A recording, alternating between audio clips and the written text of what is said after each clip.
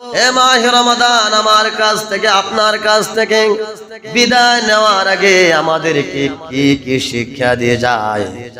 এক নাম্বার হচ্ছে আমাদেরকে রমজান বিদায় নেওয়ার আগে রমজান আমাদেরকে ধৈর্য শিক্ষা দিয়ে যায়, বলে সুবহানাল্লাহ। কি শিক্ষা দেয়? ধৈর্য। রমজানে আমরা যেমন ধৈর্যের সাথে সাহারি খেয়েছি, ধৈর্যের সাথে আমরা ইফতার করেছি, আমার আপনার সামনে ইফতার রাখা হয়েছে, কত ধরনের সুস্বাদু, বিভিন্ন ধরনের ফলমূল, বিভিন্ন ধরনের ঠান্ডা জাতীয় শরবত, পানি, জুস, কিন্তু আমি আল্লাহকে ভয় করে ধৈর্য ধারণ করে আমি এই খাবারগুলো ইফতার আগে খাই নাই। এজন্য আমরা এখান থেকে শিক্ষা নিতে পারলাম, এই রমজান মাস আমাকে আপনাকে সবর কিংবা ধৈর্য শিক্ষা দেয়, বলে সুবহানাল্লাহ। আর যারা বেরোজগার তাদের আলামত দেখবেন, যখন তারা কোন ইফতারের প্রোগ্রামে অংশগ্রহণ করে লোকের চক্ষু আড়ালে দেখবেন প্রায় সময় ওনারা ইফতারের আগে খেয়ে ফেলে, আবার বারবার বলে এই ইফতার আর কতক্ষণ আছে, আর কয় মিনিট আছে। এই যে বিভিন্ন ধরনের একটা কল্পনা জল্পনা, আমি আমার লাইফে ক্ষুদ্র জ্ঞানে অনেক জায়গায় প্রমাণ পেয়েছি।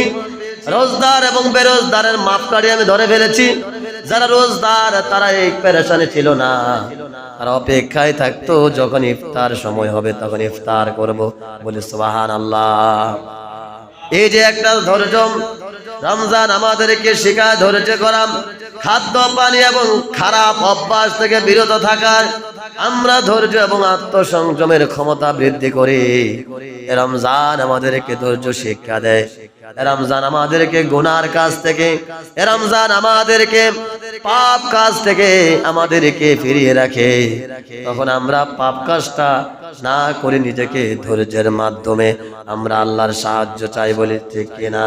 গুনাহ আমাকে ডাকে, আসো এই কাজটা করে ফেলো, কেউ দেখবে না, কিন্তু আমার নফস আমাকে বলতেছে না, রোজা থেকে মিথ্যা কথা বলা যাবে না, রোজা থেকে গীবত করা যাবে না, রোজা থেকে হারাম খাওয়া যাবে না, রোজা থেকে কোনো গুনার কাজ করা যাবে না। যদি আমি এই কাজটা করে ফেলি তাহলে আমার রোজা ভঙ্গ হয়ে যাবে। কথা বলে ঠিক কিনা? এই চিন্তাটা আমাদের মধ্যে কাজ করছে না? বলি আলহামদুলিল্লাহ। এটা আমাদের দৈনন্দিন জীবনের চাপ ও কষ্ট সহ্য করতে সাহায্য করে। এই পৃথিবীতে যে ব্যক্তি যত ধৈর্য ধারণ করতে পারবে ওই ব্যক্তি ততটা সফলতা অর্জন করতে পারবে। বর্তমান দেখা যায় আমাদের ক্ষেত্রে ধৈর্যশীলদের সংখ্যা খুবই কম। কেউ কিছু বললে আমরা ধৈর্য ধরতে পারি না, আমরা রাগ করে বসে ফেলি এবং গুনাহ আমাদেরকে হাত চালিয়ে দিয়ে ডাকে, আমরা ধৈর্য ধারণ করতে পারি না। এজন্য রমজানে মাসে যেহেতু আমরা ধৈর্য ধারণ করা একটু শিখে পেয়েছি, আমরা চেষ্টা করব বাকি 11টি মাসও ধৈর্যের সাথে গুনার কাজ থেকে, অন্যায় কাজ থেকে, পাপ কাজ থেকে নিজেদেরকে মুক্ত রাখার পড়ছে ইনশাআল্লাহ। 2 নম্বর হলো এই রমজান মাস আমাদেরকে আবেগ নিয়ন্ত্রণের শিক্ষা দেয়। আমার মন, আমার আবেগ যা চায় তাই রমজান করতে দেয় নাই। রমজান আমাদেরকে শেখায় ক্ষুধা ও তৃষ্ণা সহ্য করার মাধ্যমে আবেগ নিয়ন্ত্রণ করা, বলে সুবহানাল্লাহ। রমজান মাসকে আবেগ দেখে রোজা রাখছি আমরা? কেউ কে আবেগ দিয়ে রোজা রাখছে বা আবেগ দিয়ে কে খাবার খেয়ে ফেলছে? না। রমজান আমাদেরকে আবেগ নিয়ন্ত্রণ করতে শিক্ষা দেয়, তারপরে রাগ, হিংসা, অহংকার কমিয়ে দেয়। আপনারা লক্ষ্য করে যার যার মস্তিষ্ককে প্রশ্ন করবেন, যার যার জীবনের দিকে তাকাবেন, বাকি সারা বছর সারা মাস যাই কিছু করছেন না কেন, বিশেষ করে রমজান মাসে রাগ দেখাতে গিয়ে অবশ্যই কিছুটা হলে চিন্তা ভাবনা করছি, কিরে আমি রোজা, আমি রাগ দেখাইতে পারবো না, আমি হিংসা করতে পারবো না, আমি অহংকার করতে পারবো না। কারণ রোজা ভেঙ্গে যাওয়া অহংকার আর প্রতিহিংসা যদি আমাদের মধ্যে থাকে তাহলে আমাদের রোজা কবুল হয় না।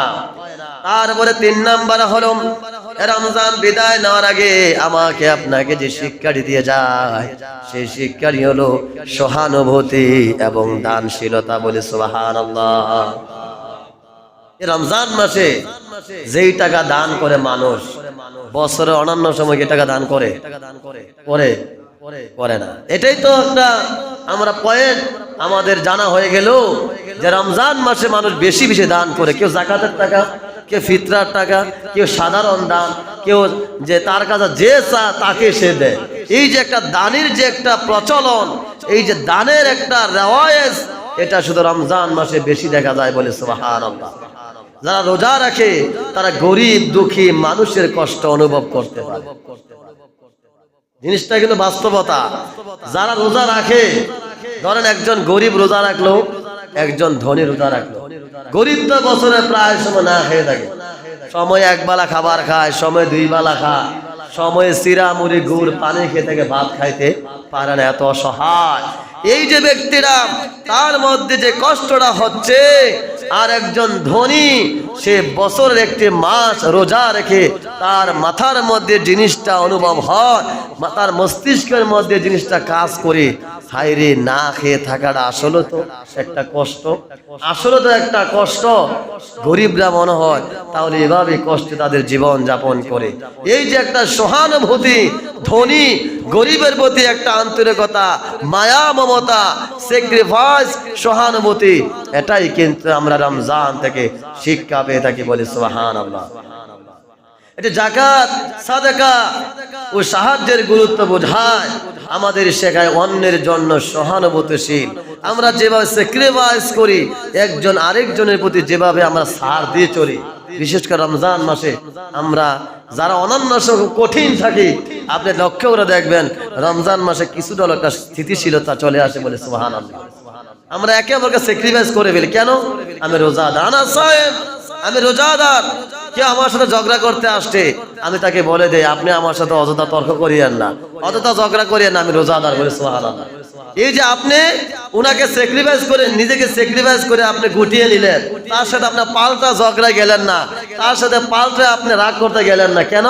আপনি রোজাদার বলে সুবহানাল্লাহ। 4 নম্বরে রমজান আমাদেরকে শিক্ষা দেয় আব্দা থেকে উন্নতি। রমজান আমাদেরকে কোরআন তেলাওয়াত, দোয়া এবং ইবাদতের মাধ্যমে আল্লাহর সাথে সুসম্পর্ক দৃঢ় করার শিক্ষা দেয় বলে সুবহানাল্লাহ। যেমন আমরা যারা ইতিকাফ করতে এসেছি, আপনি কি চাইলে বছরে যে কোনো সময় ভাবে ধারাবাহিক তাহাজ্জুদ নামাজ পড়তে পারেন? পারেন না। আপনি কি চাইলে বছরে যে কোনো সময় যোহরের আগের যে নফল নামাজ এটা পড়তে পারেন? কিন্তু আপনারা তো পড়েন কেন? আপনারা মসজিদে আছেন, ইতিকাফে আছেন, আলহামদুলিল্লাহ। এই যে একটা আধ্যাত্মিক একটা আমলের সাথে আপনাদের সম্পর্ক হয়ে গেছে, এটাই কিন্তু রমজান আমাদেরকে শিক্ষা দিয়ে যাবে সুবহানাল্লাহ। চেষ্টা করেছি তাহাজ্জুদ, জামাতে, সালাতুত তাসবিহ আর বিভিন্ন শুকরানা নামাজ, তাওবার নামাজ চেষ্টা করেছি। এই যে একটা আমলের একটা উন্নতি, আধ্যাত্মিক একটা উন্নতি, এটাই কিন্তু রমজান আমাদেরকে শিক্ষা দিয়ে যাবে সুবহানাল্লাহ। এবং এটা রমজান মাসে সুযোগ হয় আত্মমূল্যায়ন, আত্মপরিষ্কারের সুযোগ। আমার আত্মাটাকে আমি মূল্যায়ন করতে পারি রমজান মাসে, এবং আত্মাটাকে পরিষ্কার করতে পারি রমজান মাসে। অধিক নফল নামাজ, কোরআন তেলাওয়াত, তাসবিহ, তাহলিল, দুরূদ শরীফ, জিকির আজকার মধ্য দিয়ে বলি সুবহানাল্লাহ। 5 নম্বরে রমজান আমাদেরকে শিক্ষা দিয়ে যায় সময় মেনটেন করা, সময় ব্যবস্থাপনা করা। রমজানের সময়ের খাবারের সময়ে, সময়ের নামাজ সময়ে, সময়ের কোরআন তেলাওয়াত এবং সময়ে বিশ্রাম, এই যে একটা রুটিন মাফিক আমরা ব্যালেন্স করে রমজানটা অতিবাহিত করেছি বলে সুবহানাল্লাহ। লক্ষ্য করে দেখেছেন ইফতার কি ভোরবেলা খাইছে? ইফতারের টাইমে, সাহারির টাইমে, নাকি জোহরের নামাজের টাইমে, তারাবি কি আর ফজরের পরে পড়ছে? না, তারাবির টাইমে। তাহাজ্জুদ কি আর দিনের বেলা পড়া হয়েছে? এই যে একটা সময়ের মেনটেন, ডিসিপ্লিন, একটা নিয়মানুবর্তিতা, জাস্ট সময়ে জাস্ট কাজ করা, এই জিনিসটাই রমজান আমাদেরকে শিক্ষা দিয়ে যায় বলে সুবহানাল্লাহ। এটি আমাদের দৈনন্দিন জীবনে সময়ের সঠিক ব্যবহার শেখায়। কে শেখায়? রমজান মাস। কি শেখায়? রমজান মাস আমাদেরকে শিক্ষা দেয়। 6 নম্বর সাধারণ শৃঙ্খলা, পরিশ্রম।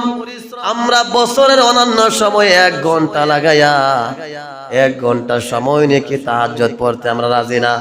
কিন্তু রমজান মাসে আমরা পরিশ্রম করতে শিখে গেছি।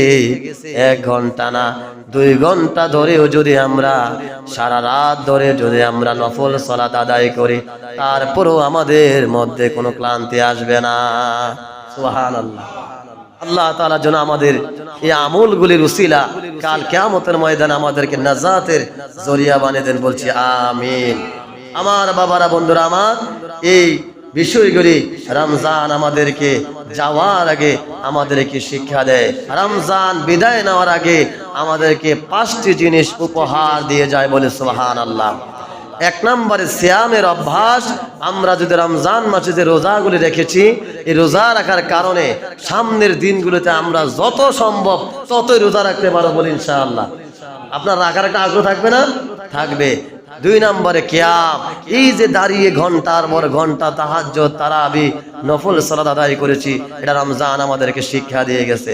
3 নম্বরে বছর অন্যান্য সময়ে পৃথিবীতে এত কোরআন তেলাওয়াত হয় বলে আমার মনে হয় না যতটা তেলাওয়াত রমজান মাসে হয়। রাতের বেলা হয় তারাবিতে, তাহাজ্জুদে, দিনের বেলা হয় আপনার এইভাবে আলাদা আলাদা পড়া।